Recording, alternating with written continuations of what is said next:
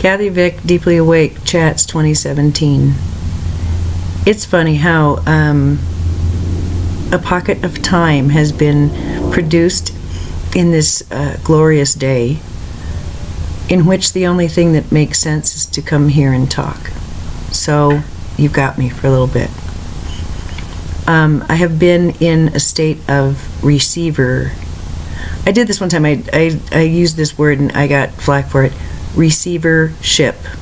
I don't know how else to put it.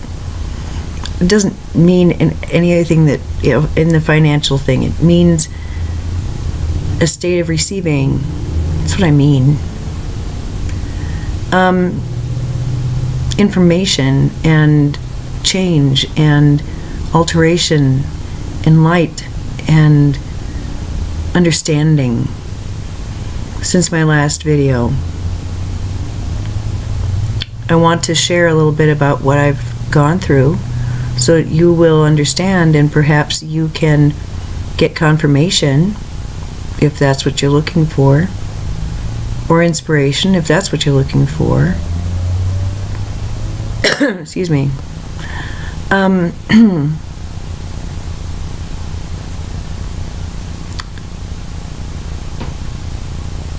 At the start of this, I've been recording this whole time, but have not published. It hasn't been appropriate, although the information has been profound. It started on Tuesday. Something had changed, it altered, it was just different. That evening, I have a little, really, really cute Ganesha. And he sits on this really beautiful pinkish red lotus, and he has all of his accoutrements and a beautiful nose. And I picked it up, it's just a bauble, but I put it someplace where I can look at it for extended periods of time if I wish, and I usually don't. But that evening, it got my attention, and I was in a swirl. I was, clear. And as I contemplated this beautiful statue, it wasn't just a statue anymore. And Ganesha had a few things to explain to me. It's this that I have been receiving benefits from, I think. It started out by, he said that although it's normal to spend a lifetime in that moment where the blade is coming down, and what that truly signifies and means. He told me that's why I'm having the problems. And that was the night that I was having pepper in my shoulders, actually. So it might have been that same night. And he explained that it's dwelling in the insult. It's dwelling in the pain, in the misunderstanding, in the inappropriateness, in the horror, in the shock that causes a lot. And so that was just a little hey you. And then he said that the people who come to love him and who visit him and are helped by him come to him because they recognize his godliness, they recognize his uniqueness, and he actually can do things they can't, and they're easy for him, and he's happy to do it because it's not anything but what's in front of him. So these obstacles that people bring to him, they're not obstacles, so of course he can move them. He asked me if I was willing to consider that when people come to me, what they are feeling is purity. What they are looking at is purity, And is that okay with me? And do I understand what that means? And do I want to be that? Because that's what it is. Then we moved on to obstacles, because I was in the throes of just trying to figure out how I was going to figure out my obstacles, which were profound. I wasn't able to do much movement because of these obstacles.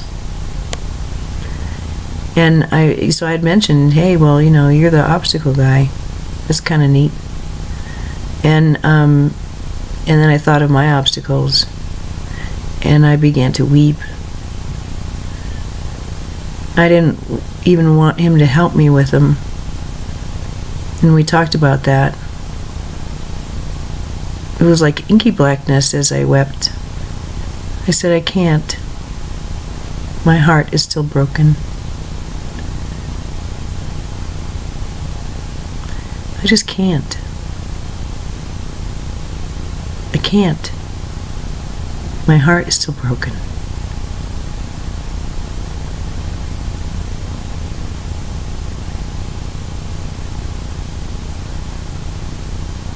So, then I went to bed, and I was in a state of high meditation. I've been in meditation on and off through this time. I don't meditate often. I meditated a great deal last night. It's not necessary for me, but it's things move and change when I do it, and I get information. I saw a number of things.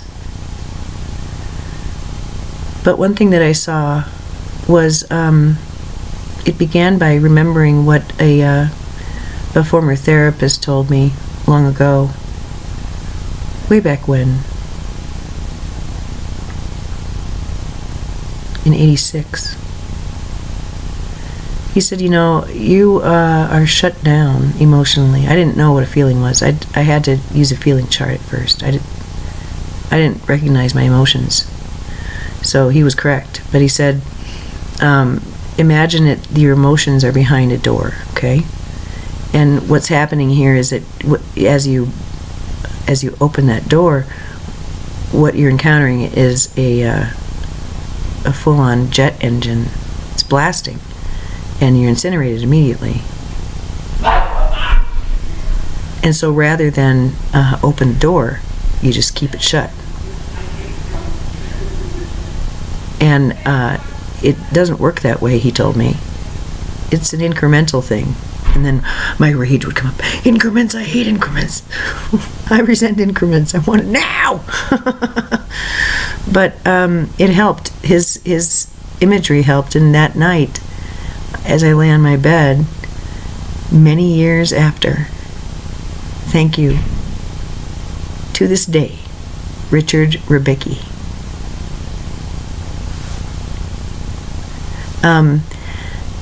I saw that door, and I opened it, expecting a jet engine and a walk, down nostalgia lane.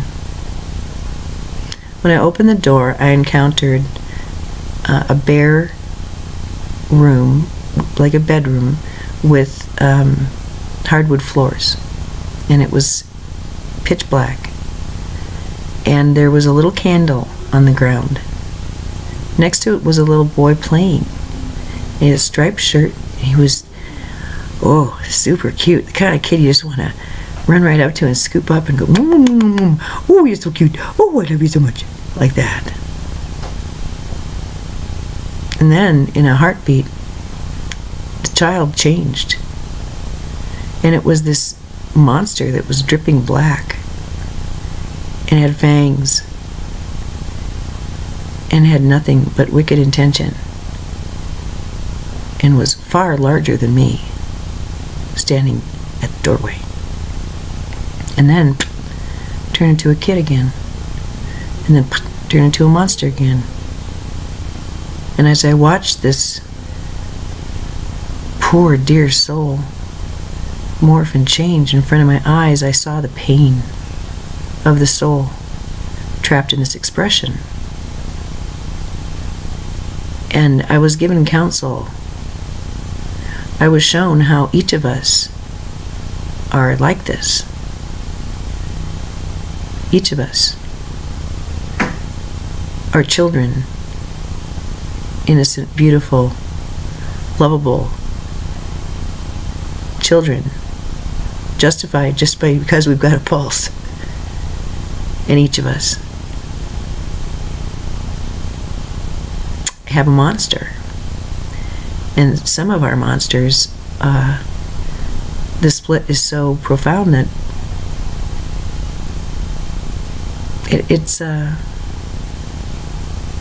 it's easy to forget that there's a kid in there. What I was told is, from this day forward, you understand when speaking to someone, when in relationship with them, when bonded to them, when indebted to them. Speak to the child.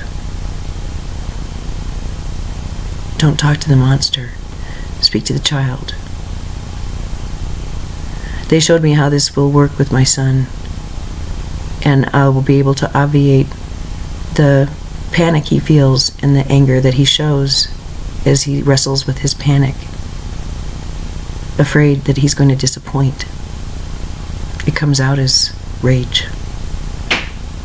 Speak to the child, not to the rage monster. I'm heated up like the sun. I can expect anomaly. So, that was a very good meditation. But what's happened in the intervening days is that I've also had very unusual experiences with what can be called timelines. I'm not fond of that term. It's too linear. All I see is a string when I see a timeline. Well, actually, I see a bridge, like a lattice, like DNA. But I like the word story or reality better. A couple weeks ago, I was sitting on the side of my bed, and I encountered something that was physical. It felt like it was knocking me over. Not maliciously, but because it just was big and clunky. And it was a completely different reality. I talked about it. But through the intervening days, then I had this experience of, like, I felt like there were two realities that were side by side, and I could step into one or the other. And I was doing it by choice, but then the next day, it wasn't so much choice. By Friday, I was straightening up an area, and I was looking at, well, the things on the bookshelf, and with every item I saw, I was feeling a different reality. And I was told, you are in the middle of a timeline split, so just hang in there. Prior to that, I think it was Thursday morning, I woke up. It was like I looked around and I realized I'm actually in a different reality now. I'm actually in it. And it's complete. It's new, but it's complete. And I'm in it. And then I had that experience with it was as if there were many, not just two timelines or whatever you want to call it, but they were no longer side by side or bumping into me. They were superimposed as I looked at that bookshelf. It was as if I was looking through like layers and layers and layers, and I could pick what I wanted.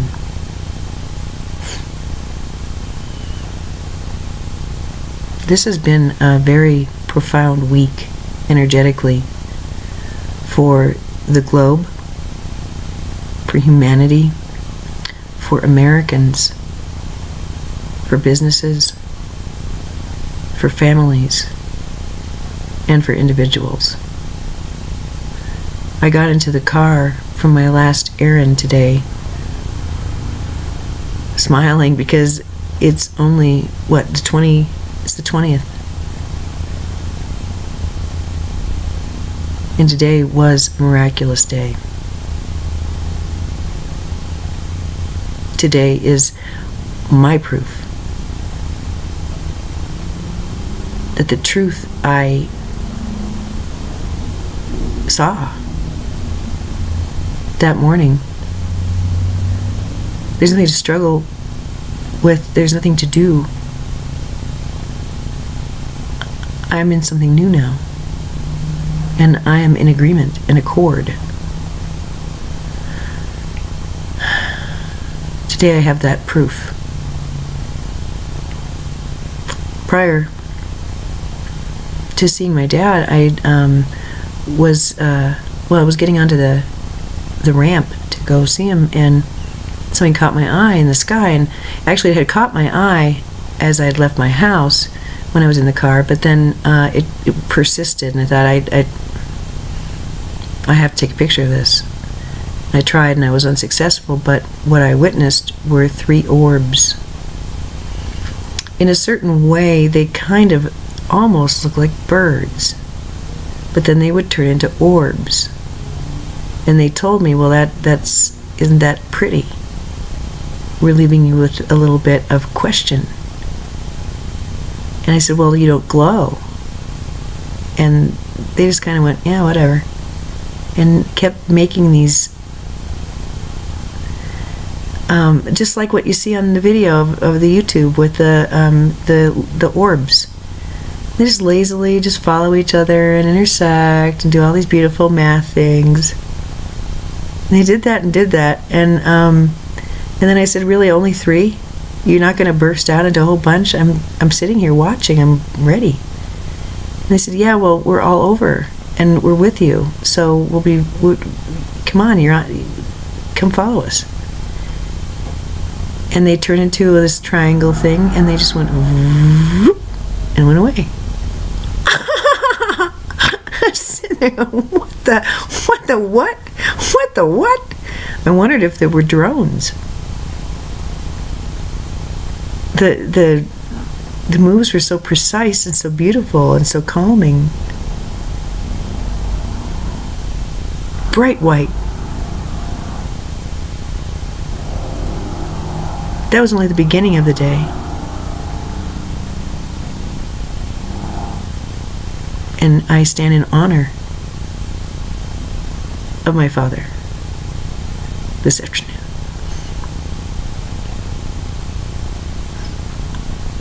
Fairly odd. And grateful. And at peace. And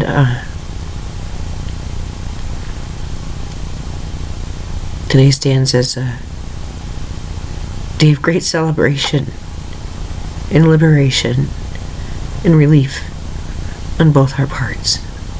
And so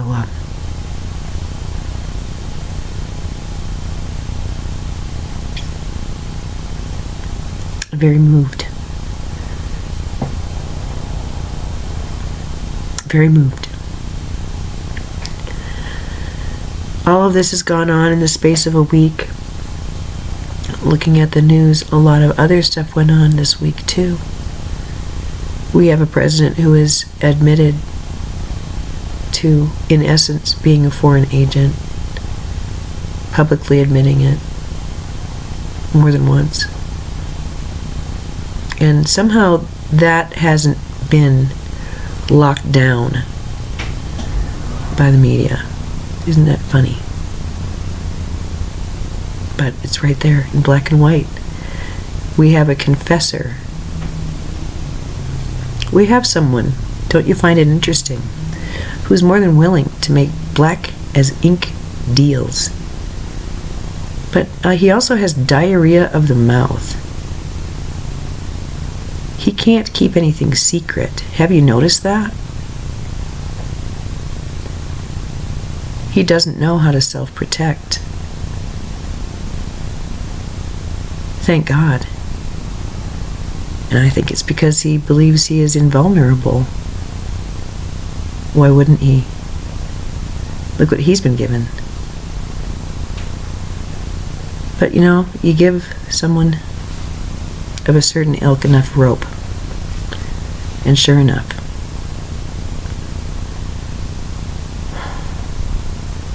they don't make a bridge. They don't fashion an escape route. They don't macrame a potholder. They do something far more destructive. So, that's been interesting. We'll see. Time will tell. Haha, time already did tell. Did anybody catch the cover of the Time magazine this week? Oh my. Oh my. So, it has been a struggle during this last phase because I have been doing what I would say is battle internally, of course, to stabilize. And I understand now that I was going through a bit of an energetic or a frequential jump. And then it was very helpful for me after that freaky deaky day on Friday that just kept getting weirder and weirder and weirder and weirder, to come home and encounter an article by Sandra Walter.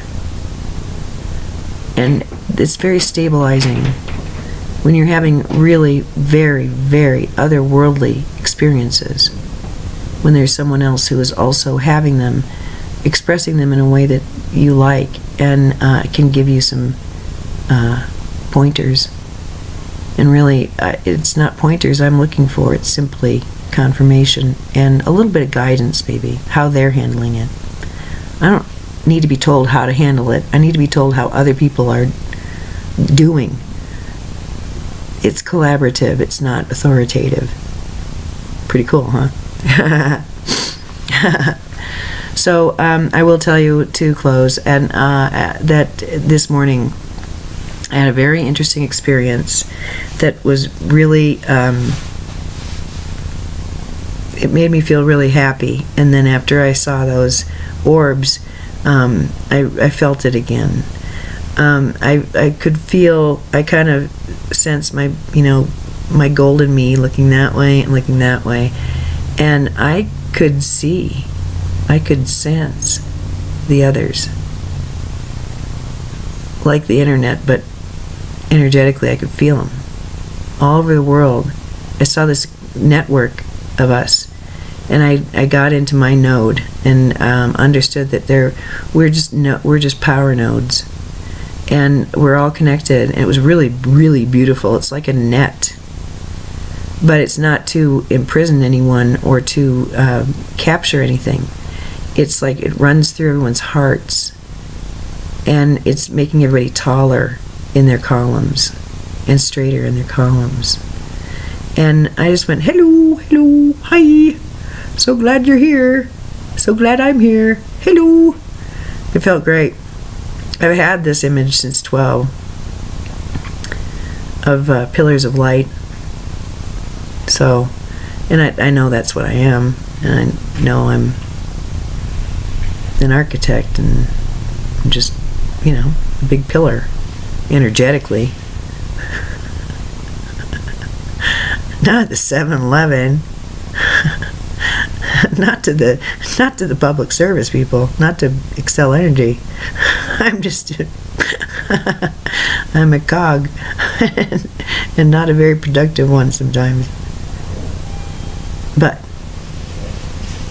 energetically, yeah. I know my place. But this dissonance of here I am, this puny human who can't get her shit together. Oh, I'm all that in a bag of chips. Oh boy, this is a big one. I wonder how I'm going to solve this one without turning into a big freaking jerk. So, yeah, reverse autobiography for one. Get a hit of light and then try and figure it out early. So I know I haven't been channeling much. I don't really need to.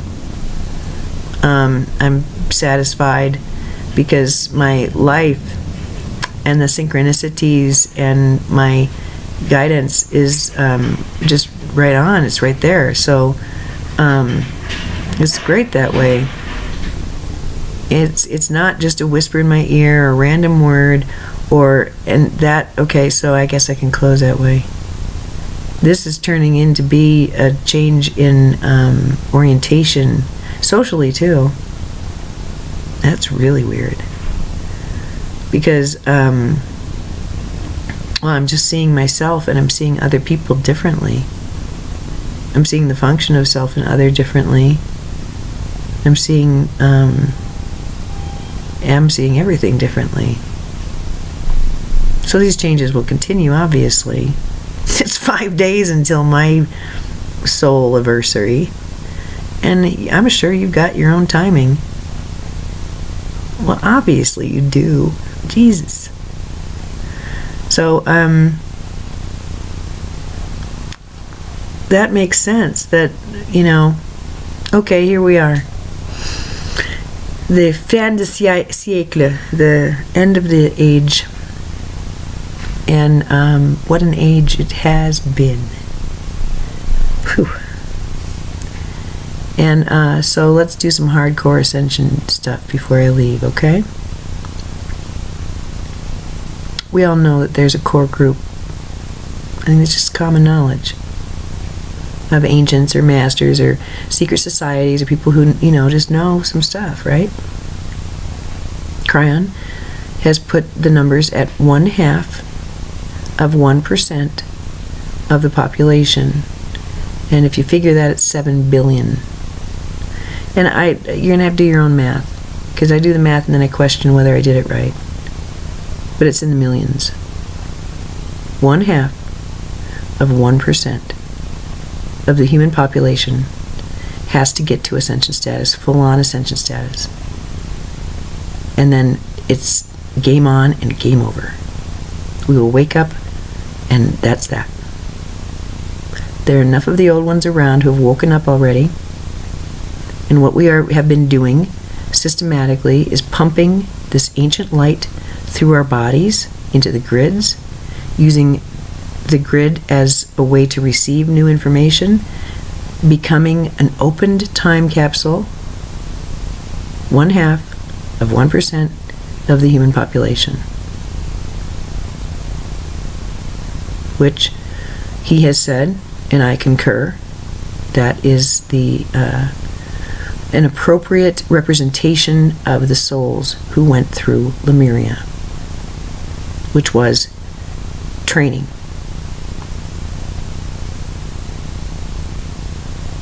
It was flight school. There were Pleiadians around, giving classes. So,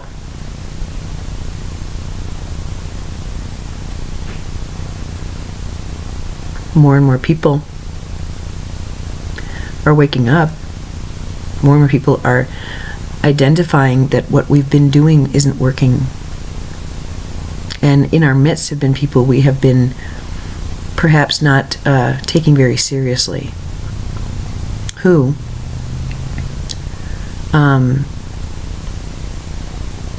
seem to be unaffected in their souls by what's going on and are big.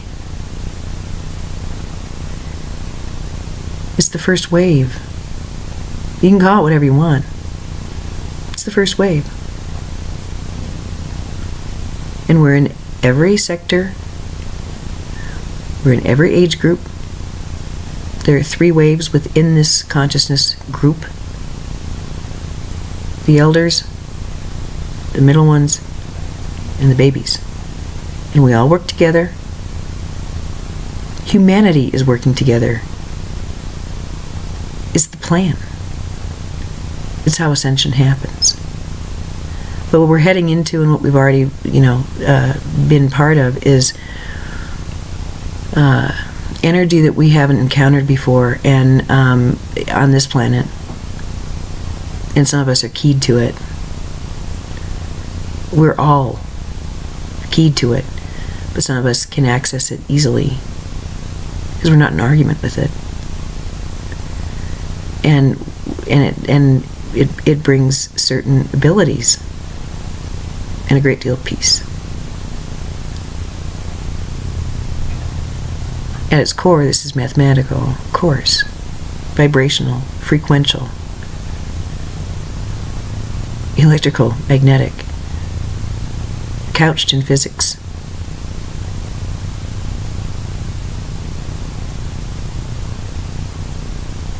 And we as a humanity don't have all the laws of physics at our disposal because we're just not quite clever enough quite yet as a group. Some of us know what the fifth and sixth are, but things are not as they seem. And it comes down to love. Remembering that we love each other. Getting tired of fighting. Not seeing the sense in it. Seeing the destruction and knowing there's a better way. And then acting accordingly. So, that's planetary ascension. And that's what we're in the middle of. Or at the beginning of, actually. At the beginning. And it's a project that's been going on actively, of course, for quite some time. And it's why the Illuminati will eventually turn out to be really nice to have on our side. It's nice to have a friend with that deep of pockets, right? But it's just beginning. But what once was is no more. Have you noticed that? And what it's being replaced with? Well, that's where the fear comes in. That's where the panic comes in. That's where it's just going to be like it was before comes in. And although, the Nazis are just using the notes they did the last time around, ideologically, I mean, it's kind of old school what we're going through right now. It's very, very expected. It's what Cryan talked about, the dark isn't very smart. They tend to repeat themselves. They see something that works and they keep doing it. They cannot appreciate the light, so they can't really outwit it. And there are enough who can now. And it whether it happens in 6 months or 6 years, it really depends on how uncomfortable humanity needs to be. In my humble opinion. But that's on the world stage. Funny how this week really has been it's just been foundational. It's been changing for me. I've been changed as a result of it. Last night I wanted very much to come and talk because I was just getting hit by revelation after revelation. But truth be told, man, it just comes so thick when I'm in the car. Oh my God. But truth be told, I finally pulled up to my house and thought, really the only thing I want to do is just watch the third season of Unbreakable Kimmy Schmidt and giggle and enjoy myself. So, yeah. It'll be there tomorrow. And I feel like it's really uncanny. It's the first time in this project. I'm coming to you not because I have to. It's because I want to. But I actually do have other things. And they're great, and I want to continue doing them. So I'm just dropping and saying, hey, 3443. Oh.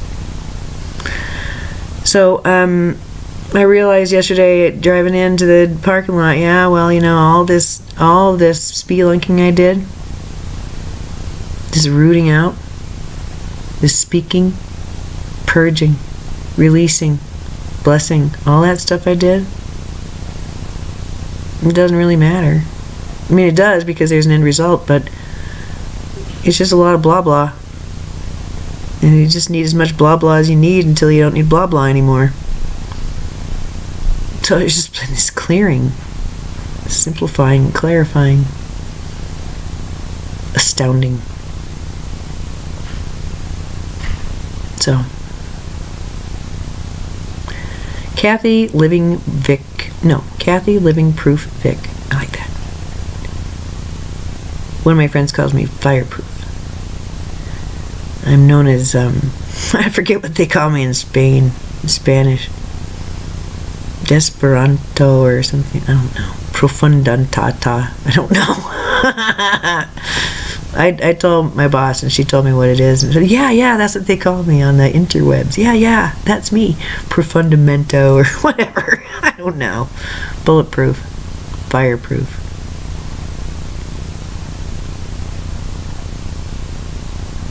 Doesn't mean I don't get warm. Doesn't mean I don't think I'm burning up. But I think the temperature's been turned down a little bit, and it's not going to be quite so uncomfortable from here on out. And I'm aware that that is a direct result of being in a different reality. So there you go. Is it real? Yeah. And I felt real bad that, the only thing I had to show for it was poverty and disappointment. But it's not that all there is to it. And fortunes change. So it's wise to really, for me, to believe it when I'm urged to think or say out loud, fear not and be of good cheer. Fear not and be of good cheer. Fear not and be of good cheer.